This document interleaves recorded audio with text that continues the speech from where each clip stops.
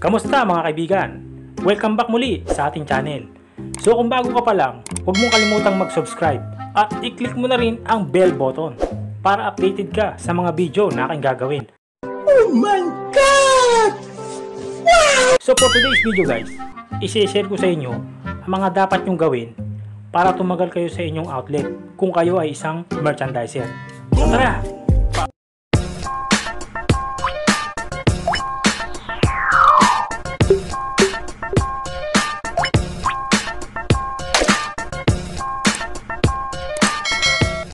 Una, dapat hindi ka pala absent. Mahalagang factor ang attendance ng isang empleyado, lalo na sa pagiging merchandiser, dahil malaki ang impact nito sa iyong produkto. So isipin mo, kung palagi kang absent, sino magdi-display ng produkto mo? Maliban na lang kung marami kang tropa dyan sa loob o laging pinadi-displayan ng visor dyan. Pero hindi, kalimitan talaga dyan, papabayaan yung produkto mo hanggang sa mabutas yan, maapektuhan ang benta mo. So dapat, para maging tumagal ka sa outlet mo, yan ang number 1 na gawin mo. Perfect attendance hanggat maaari. Sumunod, maligo ka naman bago ka pumasok, no? So yun guys, napakahalaga niyang personal hygiene sa trabaho natin, lalo na merchandiser tayo, no? Nagbubuhat, nagdi-display, so mga kilos natin talagang galaw na galaw, pagpapawisan tayo. So maglagay ka rin ng hanggat maaari ng tawa sa kilikili para hindi na yung mga iba kasing dicer na talagang ganyan, yung hindi mo maipaliwanag yung amoy. Pero hindi naman lahat. So yan, personal hygiene. Next, pagbate sa mga superior sa loob ng store.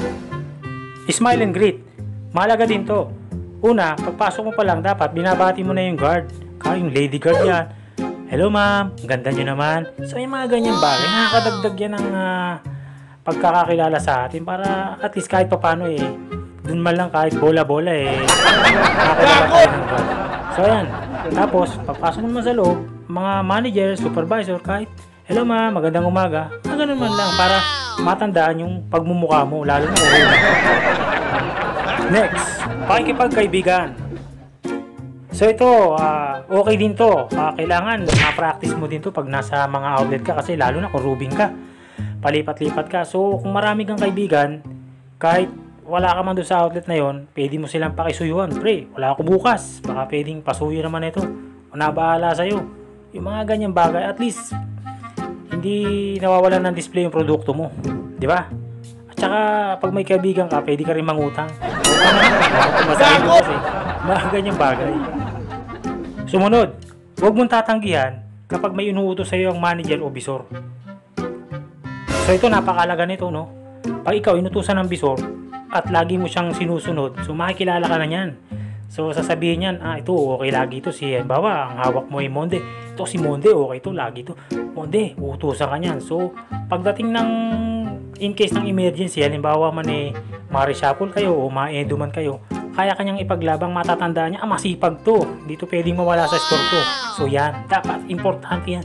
Huwag mong tatanggihan ng mga utos ng supervisor o manager. Hanggat kaya mo, gawin mo. Sumunod, tumulong ka sa outlet. So ito, ano-ano ba ang pwede mong maitulong sa outlet? Siyempre, bago mo gawin yan, siguraduhin mo muna na puno yung display ng produkto mo at wala nang iba pang mga concern. So pagtulong, example, mag-map ka, magwalis ka, mag-return ka, so tumulong ka sa pagbabag. So displayan mo yung mga nasa hilera ng gondola mo kahit hindi mo company, pero siguraduhin mo lang na puno yung display mo. So yan, sa pamamagitan yan, mare-recognize ka ng manager o supervisor. Ang sipag naman ito ni ganito. So yan, nakakadagdag yan ng rapport sa outlet natin. Isa yan sa makakadagdag sa atin para tumagal tayo sa outlet. Next, iwasan mong makipagkwentuhan doon sa mga kapwa merchandiser, lalo na yung tumpukan. Ito, madalas mangyari ito kapag kayong uwian na, yung tapos na kayo sa lahat. So syempre, kwentuhan na. Iwasan mo yan na makita kayo ng bisor o manager. Naku, lalo na tumpukan pa kayo mga 10 o 8 sa isang grupo. Naku, pag nasabugan kayo ng boga, nasabugan kayo na, iwasan mo yan para nang sa gayon, masabi naman sa'yo ng bisor na hindi kayo papetiks-petiks, no? Next, dapat siguraduhin mo lahat ng product mo may shelf tag at saka monitor mo ang expiration. So ito, napakahalaga nito sa isang supermarket kasi unang-una, ang mga customer namimili yan lagi. Una, tinitingnan presyo kung saan ba sila makakatipid. At saka yung expiration kasi napakadelikado nito. Pag ang isang produkto nabili ng customer, kaakibat niyan, penalty, makukomplain ka, makukomplain pa yung tindahan. So malaking gulo yan. So dapat i-practice mo yan lagi. Check the expiration. Dapat malinis yan. Ang huli, magpaalam ka naman kahit papano kapag uuwi ka na. Para naman matuwa naman sa iyo yung visor mo at matandaan yung pagmumukha mo.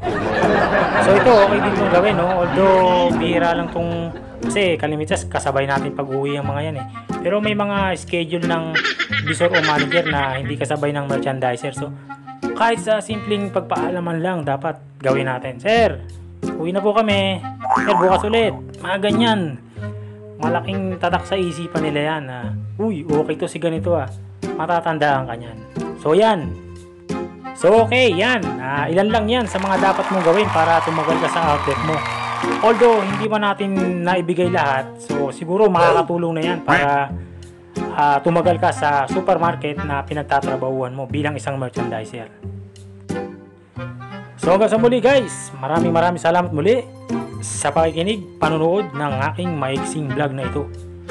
Sana napulutan nyo ng aral, lalo na sa mga baguhang merchandiser dyan. Ito po muli ang inyong lingkod, Erwin Regalo, Coordinators Vlog. Mabuhay ang lahat ng merchandiser!